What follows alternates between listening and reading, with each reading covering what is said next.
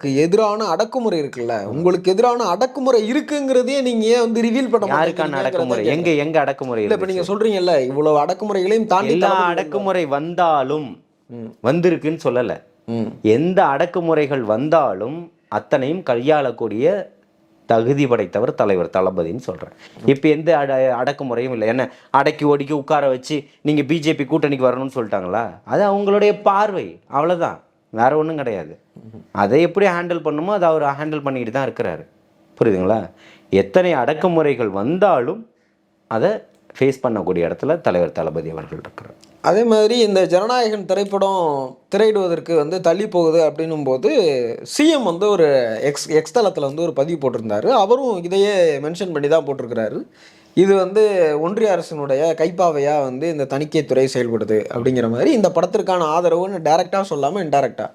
அப்போது இதுக்கான மற்ற அரசியல் கட்சி தலைவர்கள் எல்லாமே கிட்டத்தட்ட எதிர்வினை ஆற்றுறாங்க. இன்னும் சொல்ல போனால் ராகுல் காந்தி அவர்கள் கூட வந்து இதற்காக ட்வீட் போட்டிருந்தாங்க.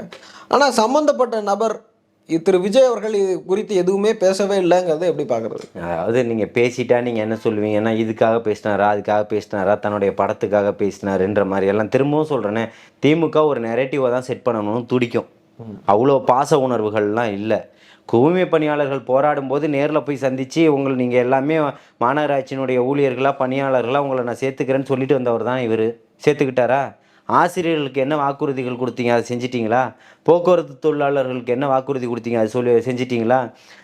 அக்கா தங்கை செவிலியர்கள் எவ்வளோ தொடர்ச்சியான போராட்டங்கள் நடத்திக்கிட்டு இருந்தாங்க. அவங்களுக்கு கடந்த காலங்களில் நீங்கள் என்ன வாக்குறுதிகள் கொடுத்தீங்க, அதை தேர்தல் இதில் கொண்டு வந்தீங்க, மேனிஃபெஸ்டோவில் கொண்டு வந்தீங்க, அறிக்கையில் நீங்கள் அதை இன்றைக்கி செஞ்சிட்டிங்களா? எல்லாருமே கேட்டாங்களே, நீங்கள் என்ன பண்ணிட்டீங்க?